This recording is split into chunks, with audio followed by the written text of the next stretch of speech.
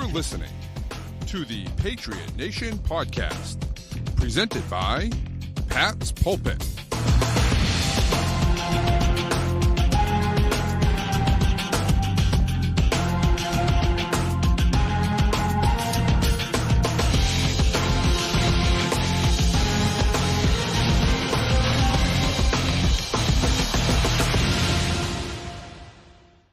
All right, welcome into the Patriot Nation podcast. I am Pat. As always, with me is Matt. How you doing this week, Matt?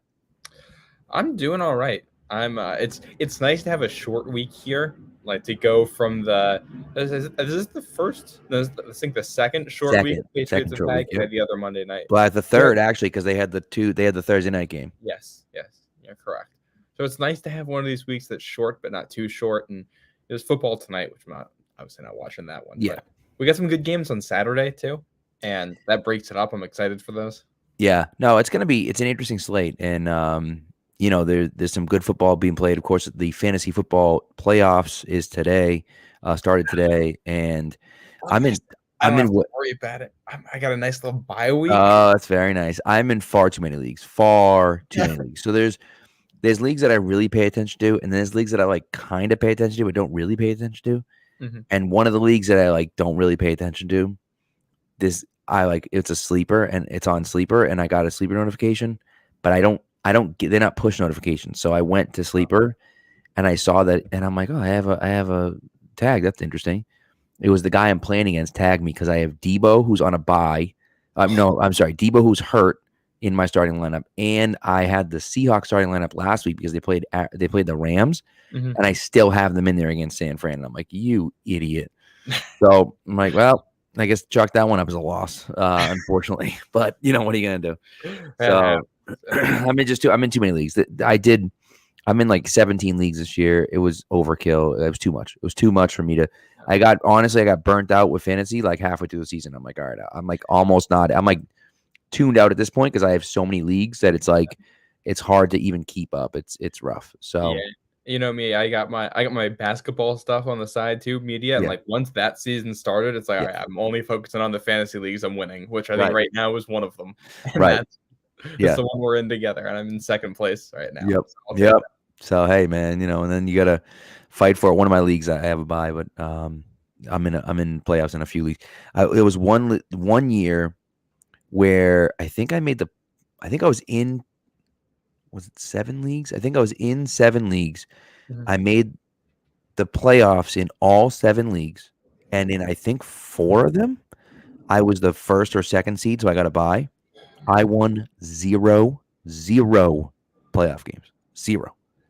It was just like, I was like, well, how? Like, I was so mad, dude. Yeah, it was brutal. I'm looking ahead right now. There's a chance we're going to play each other here. That'd be pretty cool. I gotta get a dub first. I gotta get a dub before we can do that. But yes, if that happens, we had the highest scoring game of the season, so we might have a nice little barn burner on our hands. Yeah, it'd be fun. That'd be fun. And yes, Dark Blue go 3-11. Unmanaged team went 4-10. I mean, that's rough. That's rough. Yep. When you're doing worse than the team that doesn't have anyone starting anyone, that's not a good sign. You're either seriously unlucky, or you might need to relinquish the controls on a team there. Yep. Sometimes that happens. So we've all had those. But all right, we're gonna get into football.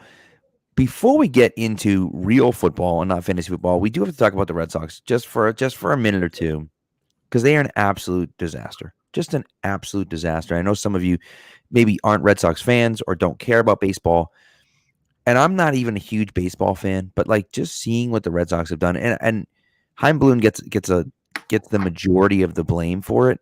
He's not. Oh, there's your Red Sox hat. Yeah. He gets the majority of the blame for it, but it's not really him. It's not. It's everything. It's the owners, right? And the owners, people need to understand. Fenway is the most expensive park in Major League Baseball, and it's not close. It is not close. For tickets and concessions and everything. It's right. A family of 4, it costs like $500 or $600 to go to a game. It's outrageous. Yeah. I mean, I got to go to a game this summer because I got gifted tickets from somebody. I was not going to be able to make it otherwise because it's just not. And with the product they're putting on the field too, I'll pay those prices if they're a first place team. I'll do it happily. But if they're not a contender, quite frankly, I live in Queens right now. I can spend half the money and go see the Mets play.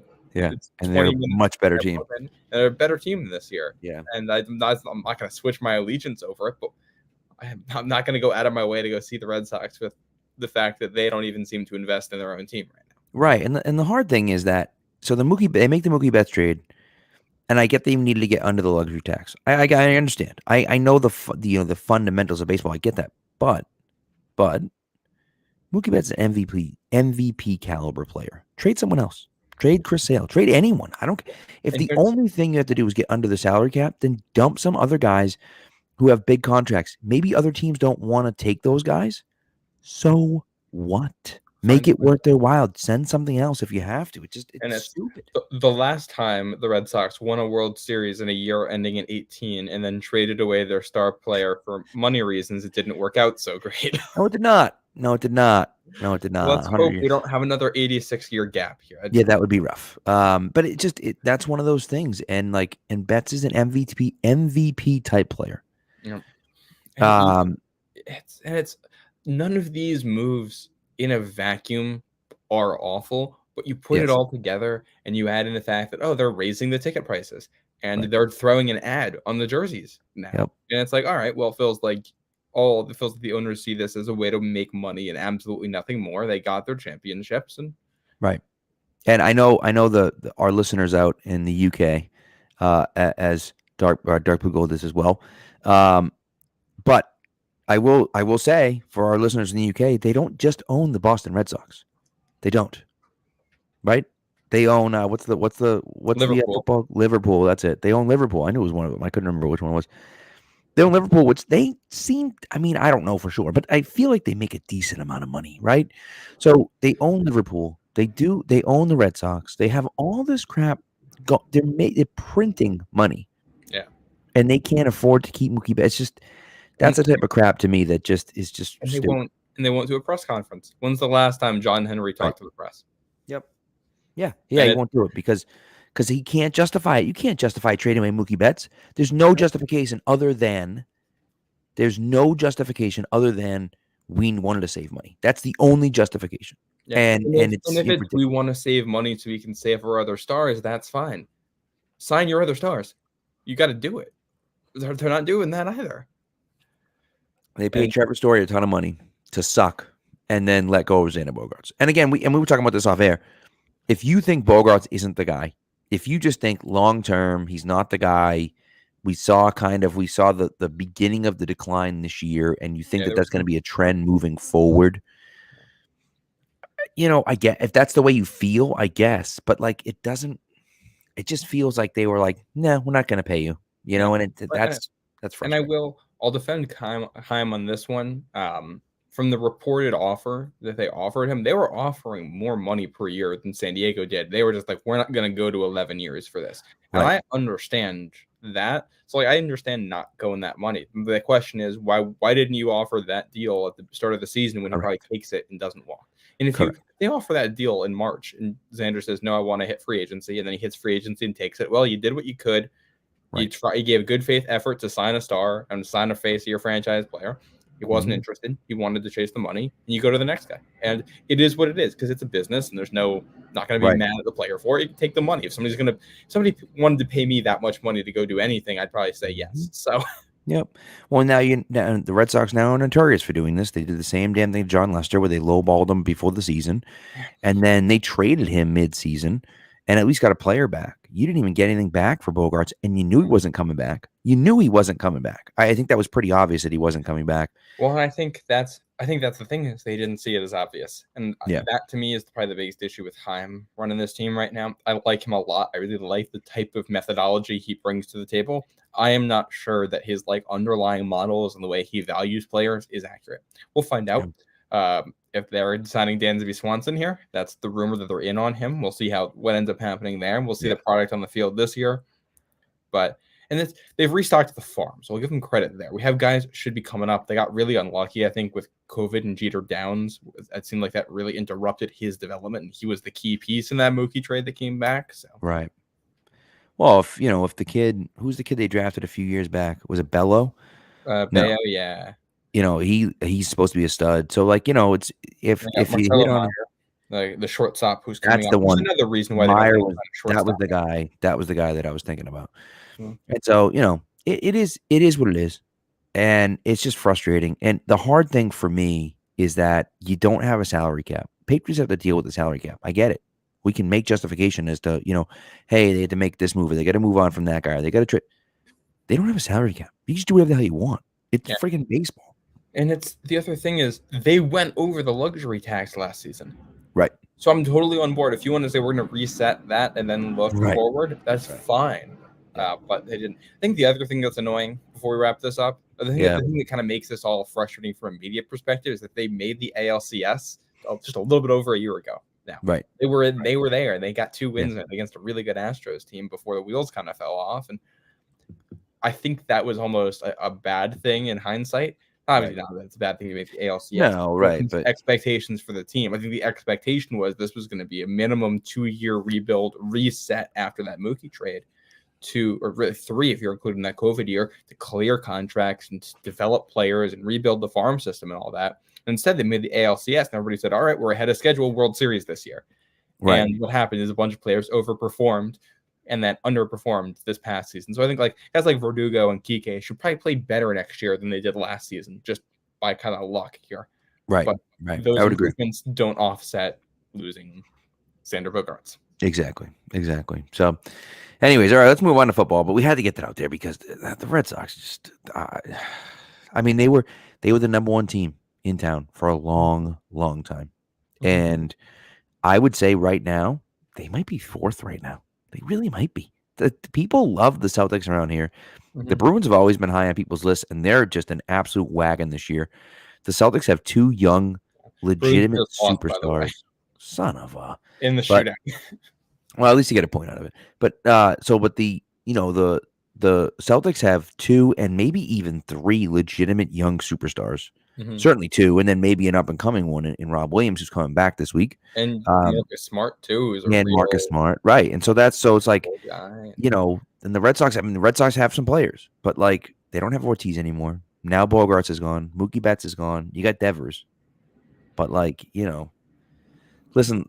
Dark Blue Gold lacrosse is number 1 on Bill Belichick's list, but it's like number 47 in real life. Yeah, so, I'll give a shout out here. I know lacrosse, the Premier League lacrosse has been doing well this year. One of my buddies got to broadcast the championships this year down in Maryland, where they do that. It's Jake Zimmer, who also he does the public address at TD Garden now. Really? Yeah. Oh, good for him. Yeah, and he's from Connecticut near me too. That's who I do my basketball stuff with. So, oh, that's cool. Dark Blue Gold says my joke backfired. That was supposed to be rhetorical, Pat, about lacrosse. Yes. I will also shout out the New England Free Jacks rugby team, who I'm excited to see this year. I gotta go see a rugby game this year. Yeah, and then what's the name of the National Women's Hockey League team in Boston? I'm totally forgetting, but they've won the Isabel Cup. The Pride, Boston Pride. Yeah, they won. They were really good. Yep, good squad. So, by the way, the Bruins lost today for one reason and one reason only, and that is because Jimmy Tingle was on Nesson in between periods, and he is just the worst comedian in the world. I'm sorry if friends of Jimmy Tingle listening, but like I've never heard of him before. This man came and talked to like the teachers at like for our like first day of school or some crap, and he was up there for like 2 hours, and it was torture. It was torture listening to this guy. It was just, oh God, it was tough. So, I don't know. Do you know who else was on? We'll bring this back to football here. Who else was in between the periods for the Bruins tonight? Deion Branch was on Nesson, who's in town as the interim head coach there of Louisville for the Fenway Bowl. I'm a fan of Deion Branch. Love I like Deion. that. I like that. Hey, maybe he'll get the head coaching job. You never know. Good for him. You know what? That's you're not that far removed from him becoming an offensive coordinator of the New England Patriots right there.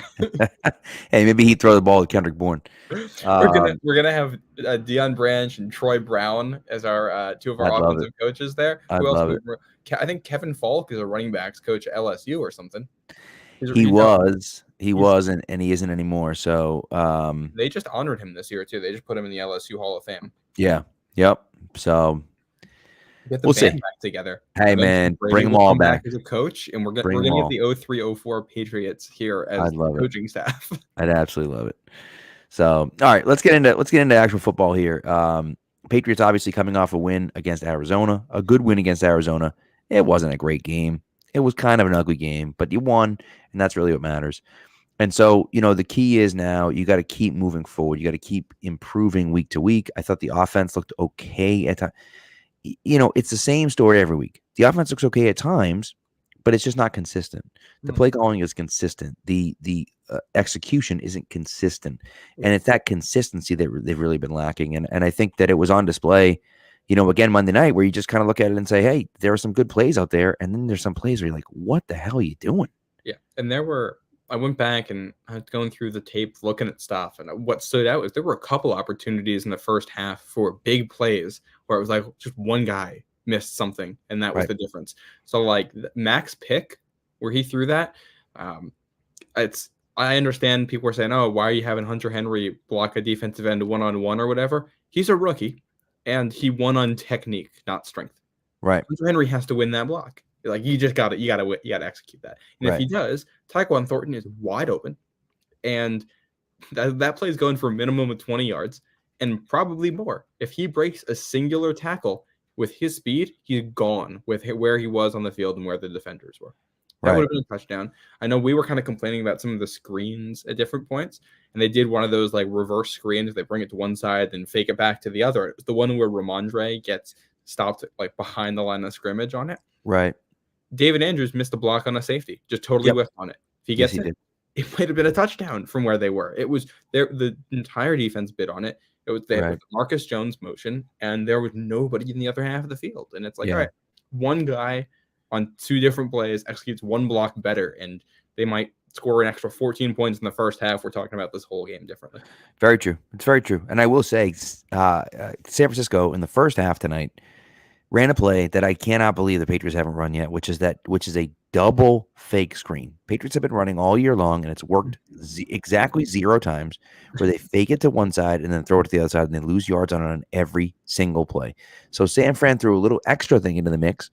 They faked it left, then they faked it right, then he turned and hit George Kittle wide open in the middle of the field. He broke a tackle and scored a touchdown. And I'm like, bro, where is this? Like, if the Patriots had run that, they would have scored an easy touchdown. Here's the thing. Do you really think that our offensive line is going to be able to block that for that long without holding?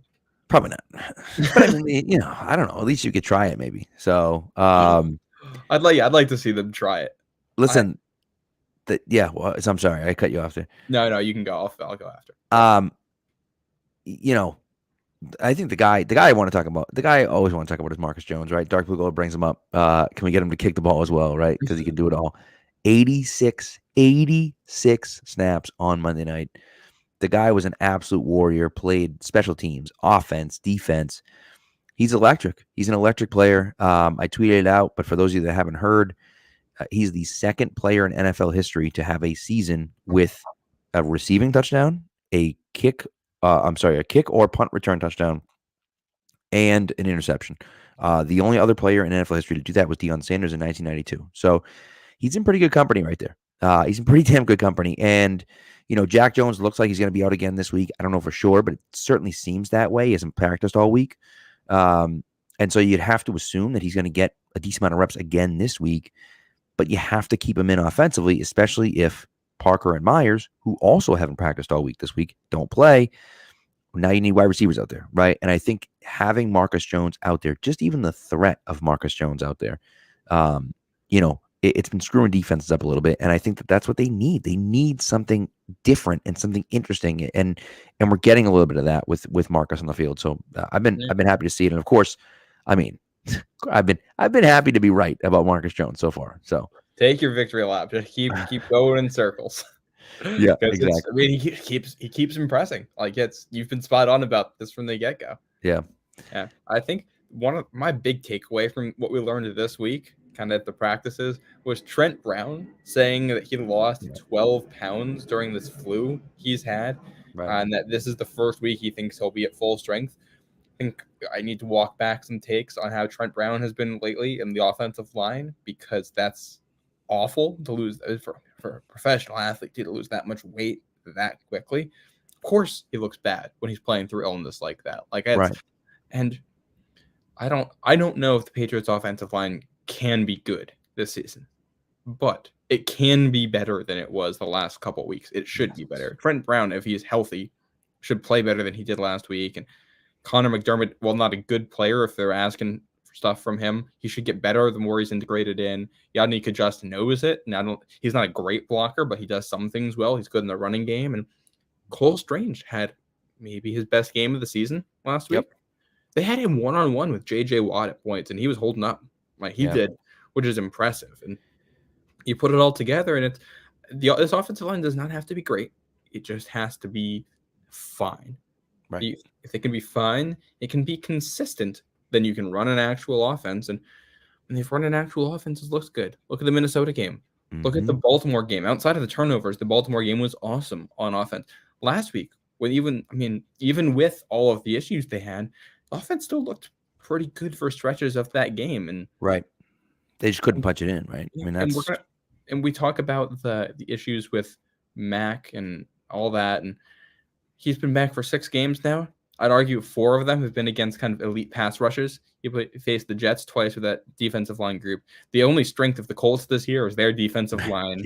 And the Bills, even without Von Miller, have been really good at pressuring the passer this year. And it's like, all right, well, some of this is, if the line is mediocre, you're going up against elite teams, it's going to look like that some of the time.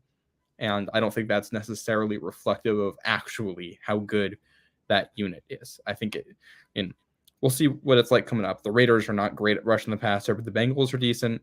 Dolphins can be decent. They're kind of like the Cardinals in that regard. And then you'll get Buffalo then again at the end of the regular season. Right. And I think, at this point, you're trying to, right now we're at the 7th seed, right? So you're trying to hold on. You're trying to just hold on and win as many games as you can and hold on to that 7th seed and possibly even bump to the 6th. I don't think that's going to happen. No. But, I guess it's theoretically possible. But you're just trying to hold on to dear life for that playoff spot. Because if you get in, you have a chance. If you don't get in, it's a 0% chance you're going to win. If you get in, it might only be a 1% chance you go to Kansas City and win. Or you go to Buffalo and win. But there's a chance at least, and so I'll take it. To that COVID Kansas City game and the fact that the Patriots were really a bad team that year with even worse personnel given the situation when they went out to Kansas City. And they kept that game close for most of it. And we're kind of a couple plays away from being in it. And I think Bill Belichick's always had a decent, when it comes to these elite mobile quarterbacks, Mahomes is the one I think he's done the best against. And that's obviously the Chiefs have had their games where they put up points against the Patriots. Right. But they held the Chiefs to, I think, 23, 24 in 2019 in that game, the N'Keal Harry non-touchdown game, which still annoys me. Yeah.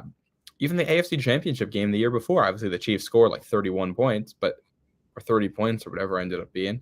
But all of them came in the second half. They shut them out the first half. Correct. Yep. They've held them under 30 for back-to-back games now. I mean, I don't know if this defense can match up against the Chiefs, but I wouldn't entirely count the Patriots out of that game. Right. And that's the thing is you say, okay, there's not a good chance, but there's at least a chance, right? And that's why I'm hoping that the Bills get that number 1 seed. And if they can wrap up that number 1 seed, if the Chiefs lose another game and the Bills keep winning, that week 18 matchup may not mean anything to the Bills. And if they have a bye week, they're probably not going to rest Josh Allen, but they might only play in the first half. Yep. And then they say, we don't care if the Patriots win or not. What difference does it make to us? Sure, we don't want them to make the playoffs, but it's more important that we rest our guys, and have a week of rest. So they're not going to not play at all. Mm-hmm. But, they won't play the full game, or maybe they'll be a little more conservative, or whatever the case may be. So, there's a situation here where if the Bills lose at Cincinnati and the Patriots beat Miami that week and a couple other things happen, then it could basically be New England and Miami battling for the 7 seed in that last week, and the Bills go in locked into the 3 seed. And then same thing. Right. Yeah. Which I don't know how that weekend ends up going. There's a way where this works out where the Jets can still get in too, where you go to that last game and it's almost like the last week of 2002 where everybody's playing each other, and depending on what happens, like the Patriots would need to win and have, I think the Jets beat Miami to get in. Miami gets in with a win, Jets get in with a win, and the Bills win over the Patriots, that kind of stuff. Right. You just don't know what's going to happen. Right. And I think that's kind of where we're headed. And of course, the Patriots got to beat the Raiders first. I mean, that's the first step, is beat the Raiders, and then kind of see where the chips fall. And then you got to win one or two of the last 3 games. Got to win at least one, maybe 2. And so, but you got to take care of business this Sunday. Look, the Raiders are not a good team. They're not.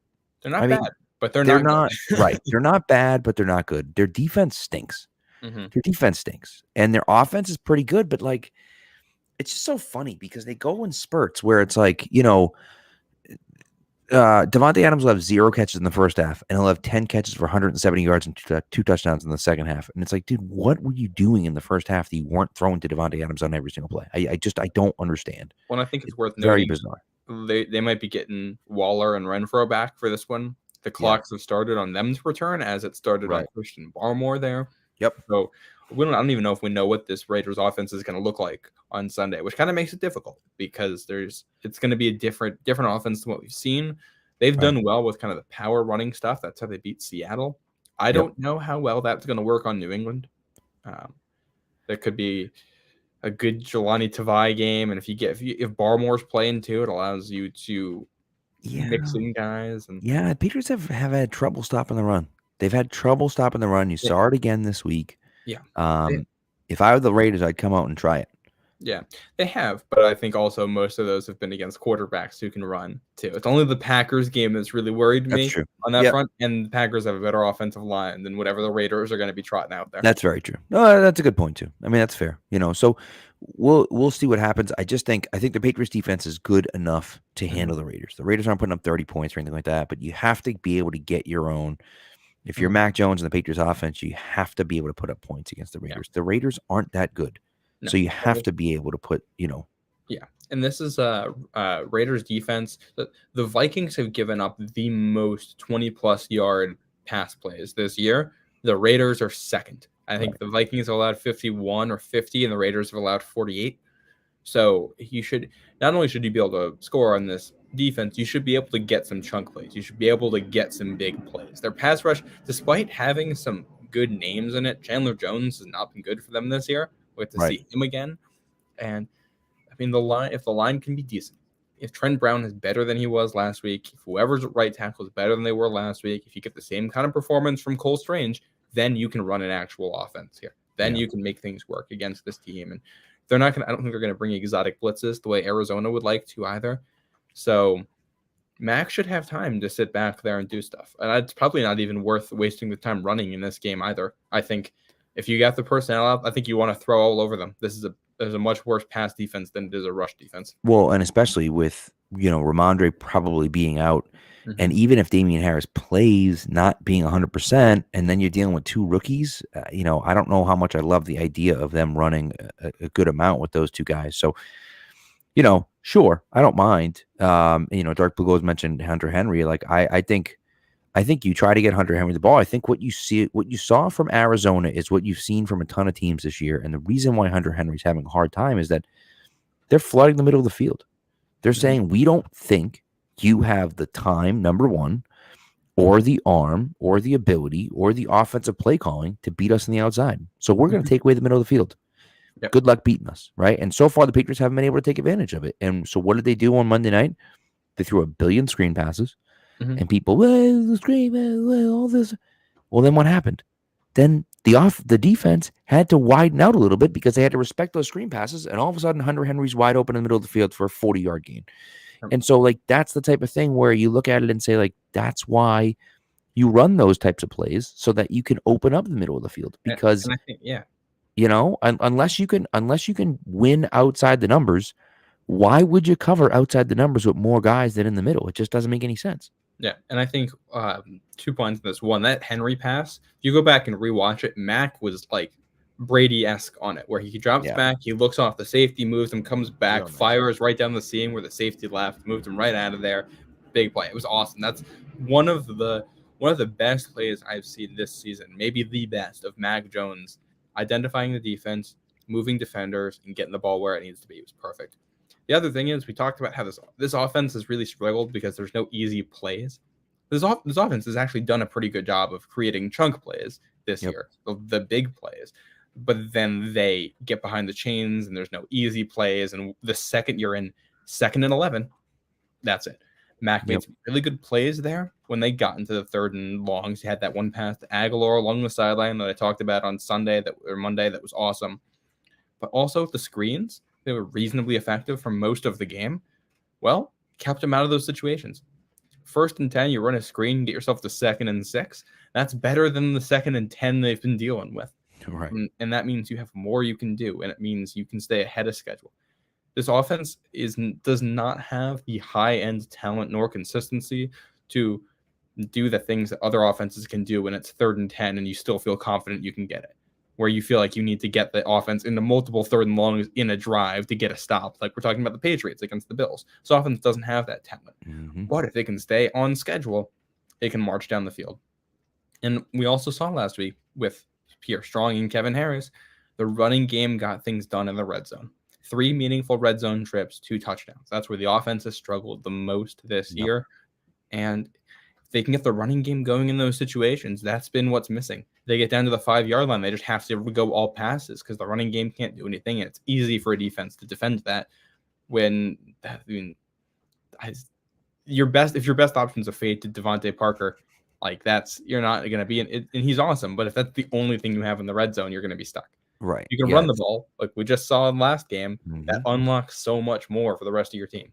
Yeah. And I was really impressed with the rookies, and they got a long way to go. Pierre Strong had played like 13 snaps before Monday night. So they got a long way to go, but you see some of the promise that you have from those guys. We have Thor Nystrom on every year, on our draft recap show, and he was super high on Kevin Harris because of the way that he ran back in 2021, back in 2020, not in 2021. And he said, this kid's a good player, a really good player. And you just kind of didn't see it because he was hurt last year. So we saw some tough running from him. And then you see what guys like Strong can do in the open field. And look, I've been saying it now for the last few weeks. I'm going to continue to say it. Get the ball to your fast players. It's not rocket surgery.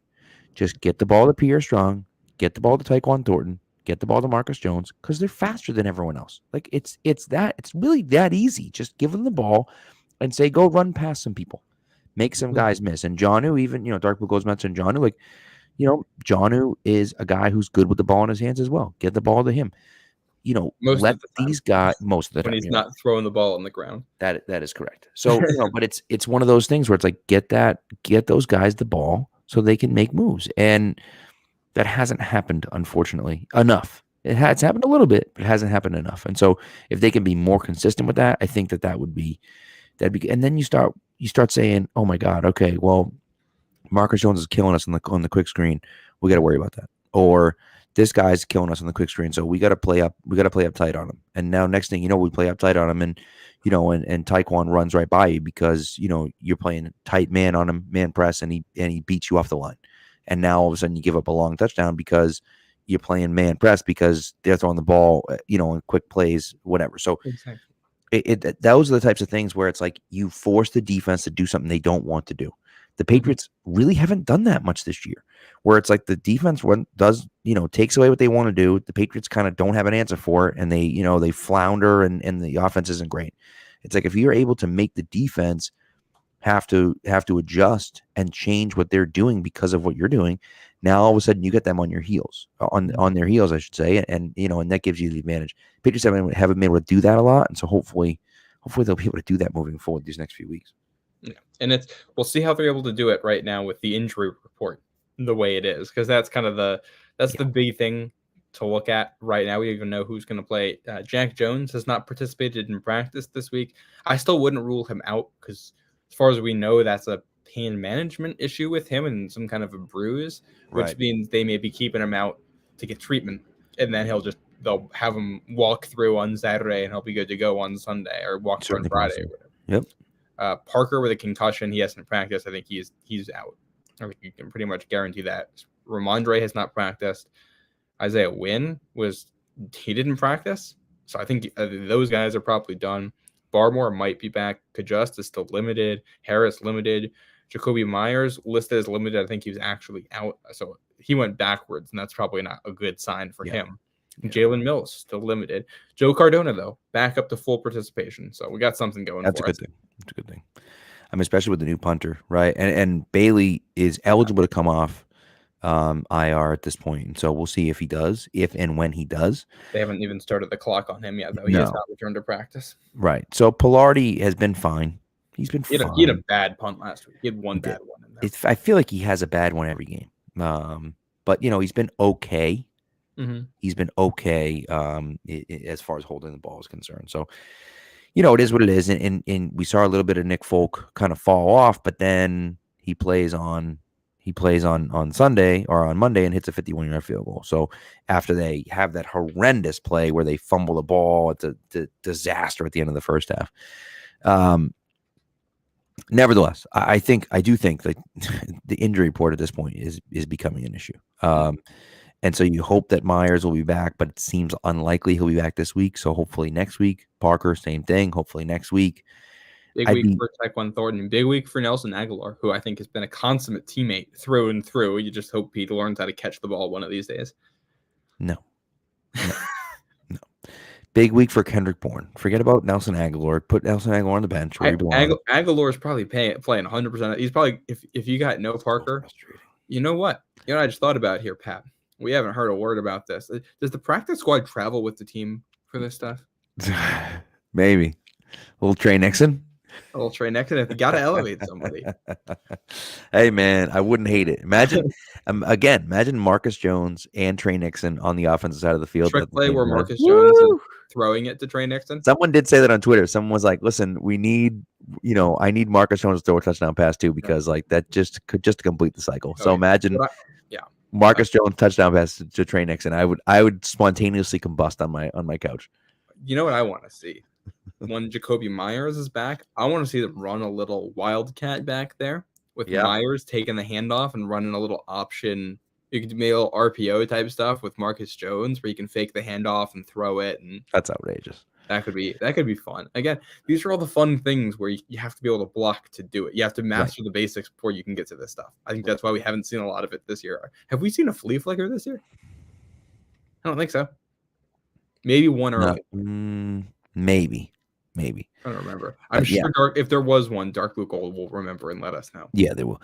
I remember there was one was it last year or was it this year against Miami where he threw it short instead of throwing it deep? I was like, what the hell was that? Yes, that was. But I think that was last year. Sure. Was that this year? I think that, where there was one of the most bizarre. I remember that the deep option wasn't open, so he had to check it down. Or that might have been the Baltimore game. I think that was the Baltimore game. I think you're right. Yeah, so it's like a flea flicker, but they check down. I'm like, dude, what? Yeah, the deep option was double covered. So right. That. When we're talking about the Raiders here, one of the things that stands out about them is that they just don't have a lot of turnovers when they play football. The offense has turned it over 13 times this year, which is second best. The defense is forced 10, which is second worst. Yikes. Which means this just may end up being one of those games. This may be one turnover total or none.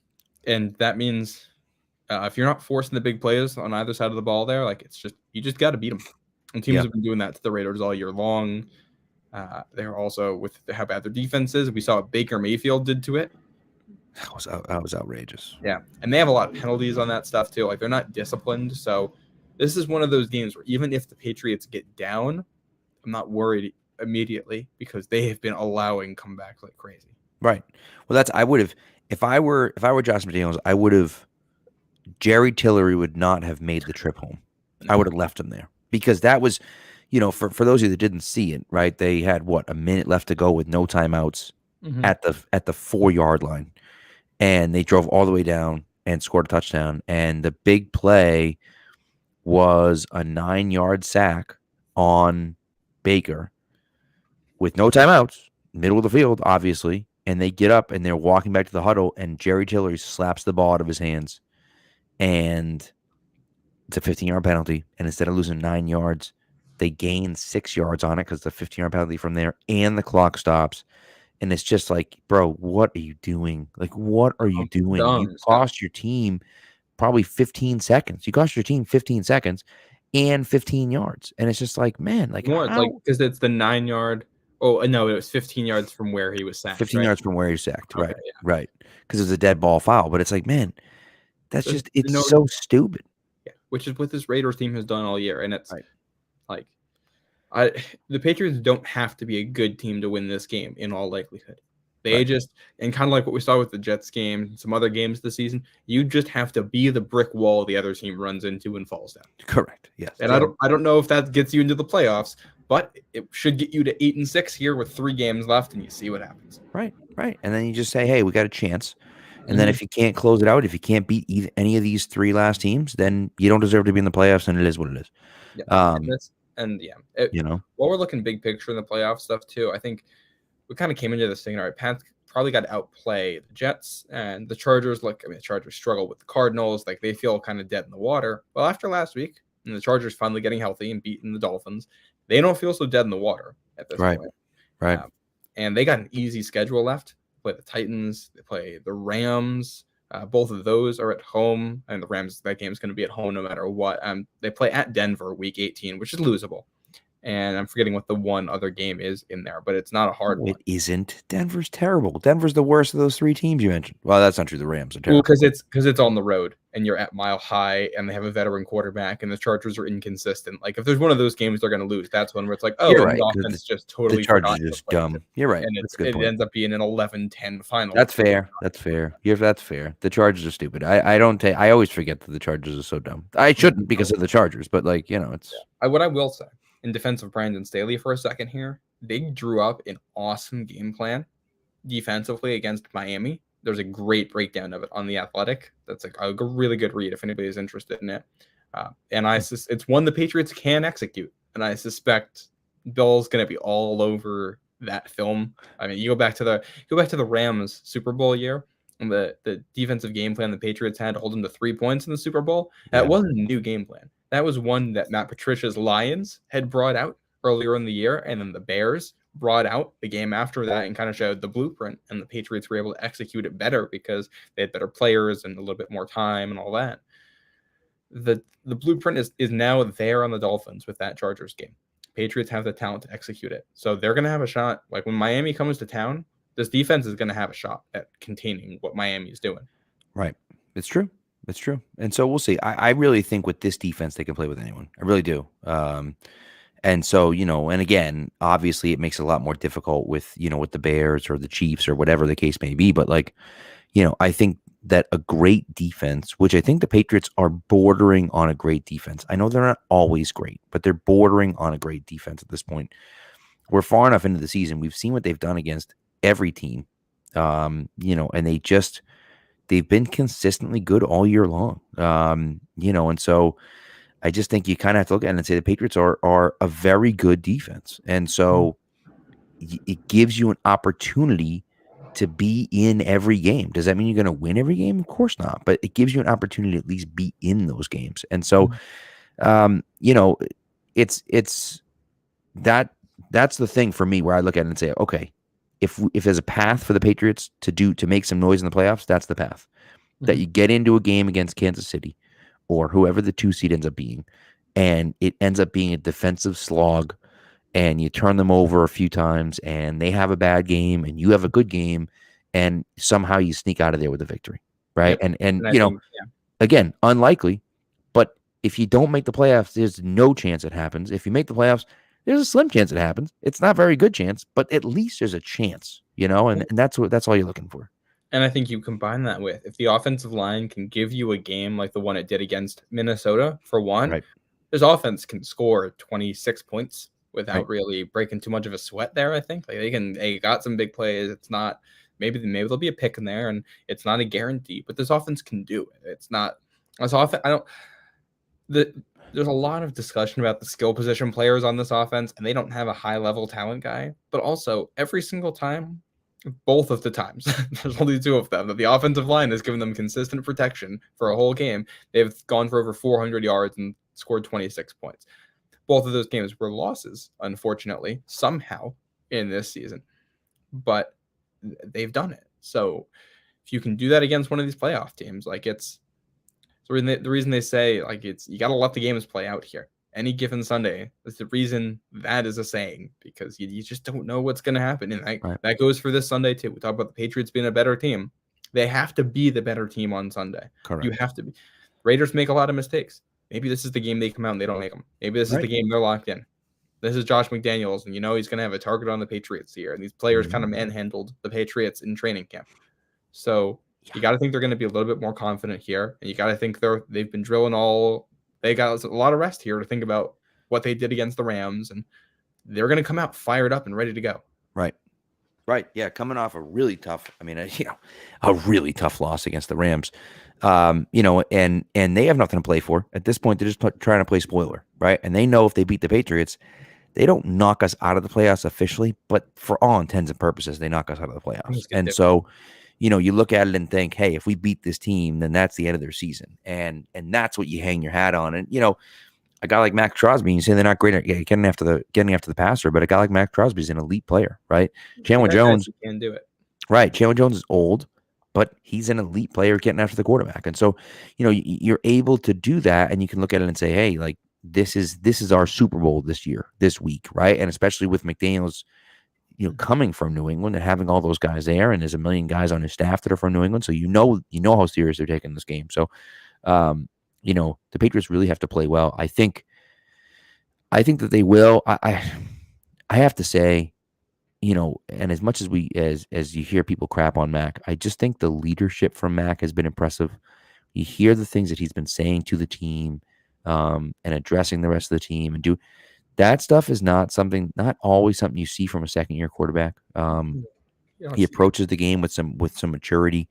He talks, he talks to the team, I think, and he's like that dude. And so, again, he's got to be able to do it on the field as well. But like, I think that that's a big thing, and something that people shouldn't overlook. And so, you hear those things about Matthew Slater talking about Mac addressing the team, saying, do the same thing you always do, stay in your routines. Like, it's just a normal week. I know we're not at home, but like, and like that's the type of stuff that that needs to be said. And I think, as pissed off as he was at Patricia on Monday night, and everyone saw it, right? Waving him off, pissed at him, yelling on the sideline, like. But then he comes in and says, we want to get coached hard. We want to be coached hard. That's what we do, and it's fiery, and we talk back and forth to each other, and that's okay, and that's what we want, Yeah, I felt like I was taking crazy pills when all of that happened. It's like we all entirely forgot about Tom Brady and Bill O'Brien's relationship here. Right. Like, this is football. It's a very emotional thing. You have to be very emotional to be good at it. You have to be able to unlock that level of yourself. And that means guys get heated at each other on the sidelines. And there's nothing wrong with it as long as they can repair it and make it productive and all that, which it looks like it was. It looked like it was on the field. It looked like it was off the field with them hugging and smiling after. And what they've both said since then, I don't know if they have I don't know what their relationship actually looks like, but they don't hate each other. They're not yelling at each other because they're a divorced couple here. They're yelling at each other because they both want to win the game, and they both care a lot, and they're trying to figure out the best way to do it. And it's hard. And they worked through it by communicating very directly with one another. Yeah. You saw what Matt Patricia said after that. He said, I love that. And I love when guys want to be like that, and we can just communicate directly, get it out in the open, and move on. Right. And that's the way it goes. Like, and you know what? That kind of attitude from Matt Patricia, that I got yelled at by the quarterback and I'm unfazed and I love it and I want to keep that going. I want to communicate. That's not the same Matt Patricia we saw in Detroit, where he had all those issues with the locker room. And Josh McDaniels is a guy who had serious locker room issues when he left to be a head coach for the first time, came back and was completely fine. Because guys learn from this stuff. They're not not static. These guys can adapt. So it's their relationship may have kind of taken a step here. And Mac was awesome at the line of scrimmage during the game, the way he was making adjustments. And we can talk about, I kind of want to go back to the Bailey Zappi discussion for a second here, because we haven't had this conversation in so long. And I know it's just the adjustments at the line of scrimmage. That's the difference. Like, that's where you take it to the next level.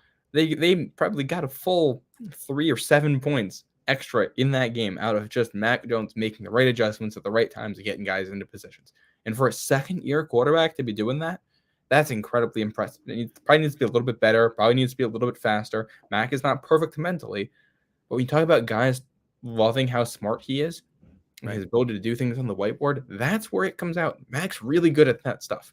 I think maybe he never ends up being a great quarterback or anything. We don't know what the future looks like for Mac Jones, but I think he is absolutely smart enough to be a coach one day if he wants to be. He's got that. Well, yeah, and I think the big thing with him, and we've talked about this, right? He has to win pre-snap and post-snap. Mm-hmm. He needs to win mentally. He doesn't have the physical traits of a guy like Justin Fields. He doesn't. So he needs to win mentally. That's how he needs to win. And, is he good? Is he perfect at it yet? No. But the fact that he is where he is right now is a good sign. And, you just got to hope that he continues to improve what he's been doing. So I think I've been happy with him the last few weeks. I know he threw a pick, of course.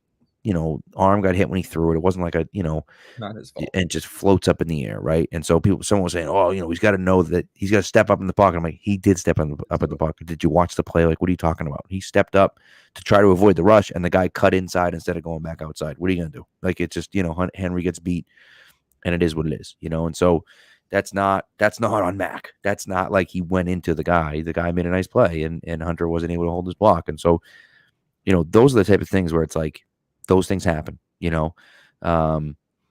but he's improving. I think that's a big thing for me, is that the improvement is there. I love the fact you pointed out the play that Parker ended up getting hurt on, where Mac was afraid to throw it.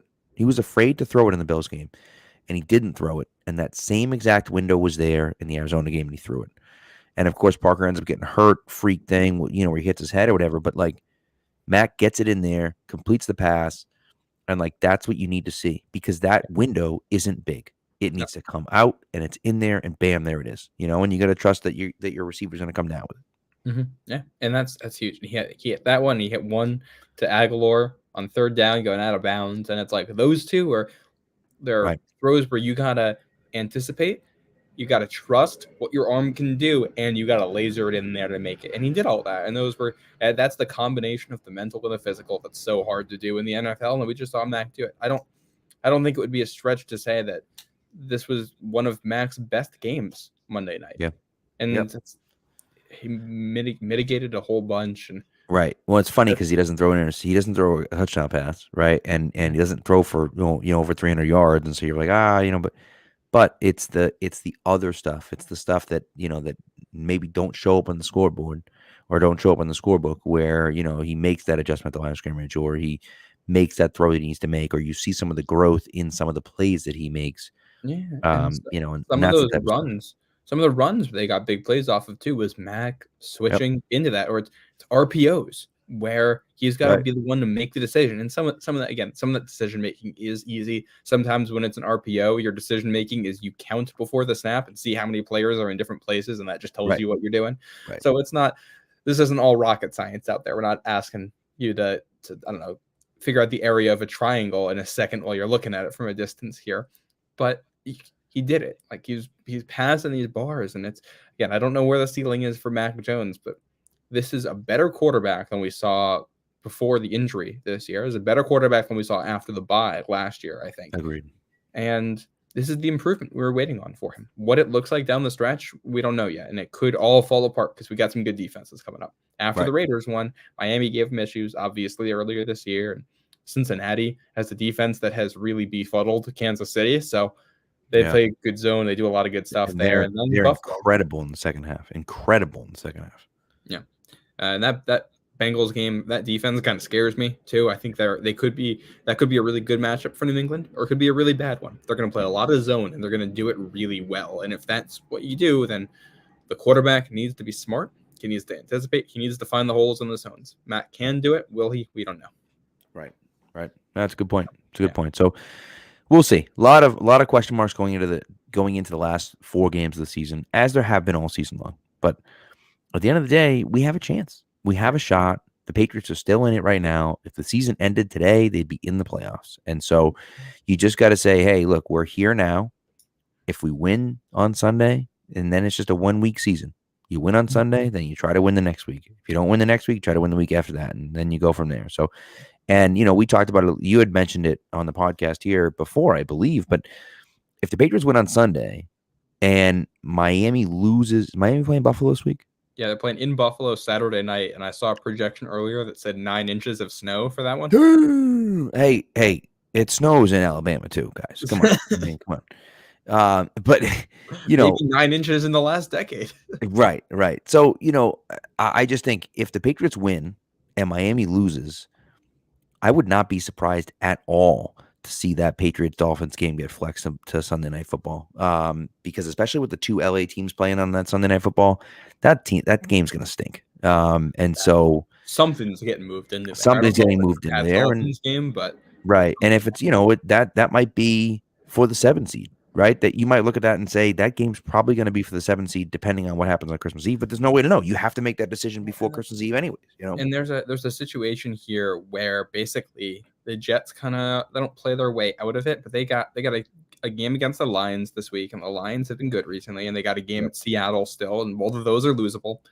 And the Jets lose the tiebreaker to New England here, so the Jets are kind of at the bottom. The Chargers win out here, which I think is very possible with their schedule. They should go 3-1. Right. They probably end up as the 6th seed when it's all said and done. And then it's going to come down to New England and Miami. And Miami has the game at Buffalo. They still got to play the Jets. That's a home game. They still have to play the Patriots on the road, which is the game we've been talking about. And their other game is a home game against Green Bay. And let's see what happens. If the goal is you got to outplay Miami. Miami has an advantage right now, has a 1-game advantage. So if you beat them, you get that 1 game. And then in the other games, you got to beat them by 1. The other 3. Right. Exactly. So we'll see. And that's, and who knows? Who knows what's going to happen, but it'll be fun down the stretch. And again, the Patriots are in it. And that's all you can really ask for right now. And then you just got to make the plays when it's there, right? And win the games that you need to win. So starts in Vegas. One last thing before we go, I'll give you the numbers here. Let's hear it. According to 538, the Pats have a 39% chance of making the playoffs right now with a win on Sunday. And this is with no other results. This is just the Patriots games put in. Okay. With the Patriots win on Sunday, it goes up to a 59% chance of making the playoffs. With a loss, it drops to 21%. Yeah. And I would think it's even lower than that if we're being realistic. Because then you're asking them to win. Not good enough to beat Las Vegas. It's probably not going to be good enough to get 1 win in Cincy, again, the Cincy or Buffalo games. Right, exactly. So beat Miami. You lose this week, you got to win the final 3 in all likelihood. Well, and that's really what it comes down to, is that you don't want to be in a situation where you got to win all 3 games. I don't know if that's possible. And so again, maybe you beat Cincinnati, and you think Miami stinks in the cold, and you could beat them, and the Bills have nothing to play for week 18, maybe. But that's a lot of question marks there, and I just don't know. A lot to go right in a season where things have not. The bounces have just not gone the Patriots' way. They have not. You got to create your own luck. You do that by winning the games you can control. This is one they can control. Yep, exactly. Do we have a betting line on this? Do we? Let's see. Let's take a look at. It was +1 when it opened, and I bet on the Pats for that one. Tally site. Let's see what Tally site has. Make picks. Here we go. Come on, you. Come on. Here we go. New England. New England's +1.5. So -1.5 for Vegas. Basically the same. It's moved towards Vegas since it opened. Oh, because it was -1. Yeah, that's crazy to me. It's interesting. I understand the injuries, but yeah. I don't think Raiders team. It's a Raiders team that's probably better. This Raiders team is as good as its record, I would say, because they've played a lot of close games, but they've also lost them because they're not good and they make bad plays in those situations. It's not right. I don't think that's a fluke. Like maybe the Baker Mayfield game is a fluke, but the rest of those close losses they had just seemed like they did not play good football. Agreed. I agree. There was a the what if NFL standings, where it's where if all the 1-score games got flipped, so every 1-score game that happens in the NFL gets flipped for every team. Right now, the 1 through 4 in the AFC would be Raiders, Jaguars, Browns, Bills, and then it would be Broncos, Bengals, Ravens in the playoffs. So the Broncos would pick up an extra 5 games. The Raiders and Jags would pick up an extra 4, and the Browns would pick up an extra 3. Which, let me say this: you look at the Broncos there, and the fact that they're up there, for as bad as the Broncos have been, and all the memes about them and all that, Right. This is a situation where if the defense is this good again next year and Russell Wilson is even a little bit better, they're a playoff team. Right. Well, I think Russell Wilson gives you 3 extra points a game that he did this year, then they might be a playoff team next year. Right. Well, I think what was it? The number, and I don't know, I think it was before last week, but they said like, if they had scored 19 points in regulation, that they'd be like 10-1 or something like that, or 9-1 or something stupid like that. It's just like, they just can't figure out a way to win. And the offense is terrible. So, but nevertheless, so all right, let's get into our final segment. Listen, before we do, you're here, you're in the playoffs. We're there. We're super close. You just got to finish the job, right? Patriots just got to finish the job. And at this point, that's all we can ask for. So, yeah. All right, here we go. And now for something we think you'll really like. This week in sports history. All right, so you want to go first? I got 2. You want to go, or you want? I'll go. I have a feeling I know what one of yours is, and if one of them isn't what I think it is, I'll bring it up. Okay. I went for I don't think it a is. recent one. I went for the last time the Patriots played on a December 18th. And this was a road win against an AFC West team. This is going back to 2016. The Patriots beat the Broncos 16-3 in that one. That cold game up there in Denver, and that was back in 2016. So that was after a couple of games up in Denver where the Patriots had not done well. You go back to the 2013 AFC Championship game, 2015 during the regular season, 2015 in the AFC Championship game. To have that team go out there and then go win a game the way they did, winning with defense, just shutting down that team, that was, to me, that was a moment when I knew that team was really special. Like, that was the first time the team won a game with defense straight up. Yeah. And there was a lot of mental toughness involved in that one. Logan Ryan had a big pick early on in that game. So yeah, that was a good one. That's what I'm going with. All right, I like it. So my first one is a fairly recent one as well. It's from December 14th, 2014.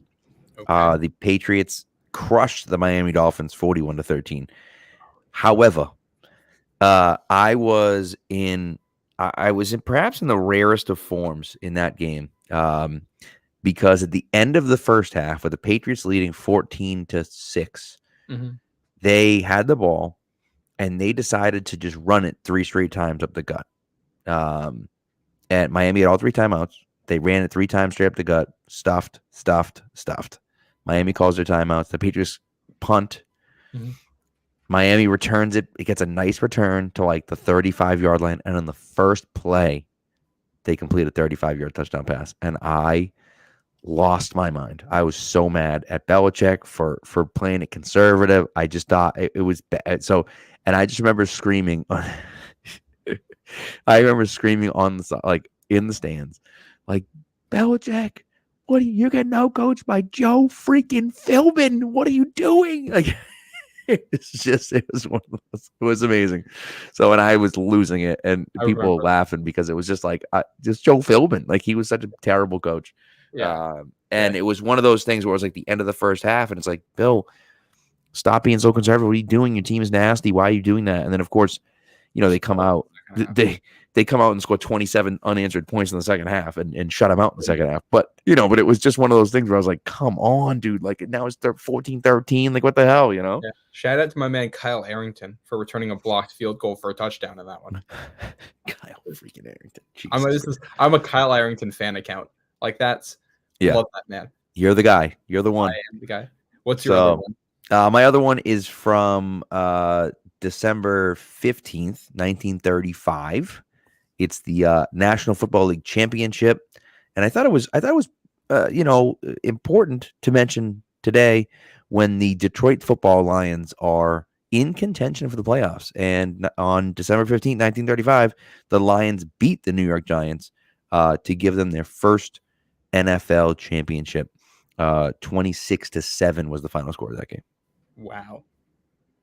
Look at that. There you go. Look at that. So I think you missed one in there. I assumed you were going to bring this up because this is more your generation than mine. But do you know what Sunday is the anniversary of? Probably, but I forget. It's the roughing the passer game with the Raiders back in '76. My generation. Did you say my generation? That was 8 years before I was born. Okay. I said closer to yours than mine. Oh God, what an absolute travesty that game was. And you know what's crazy about that game, and as bad as that roughing the passer penalty on Sugar Ray Hamilton was, that wasn't even the worst part. They gave another 15-yard penalty to Mike Haynes for arguing the call, and that's what put the Raiders inside the 5-yard line. And and Stabler ends up running it in on the next play.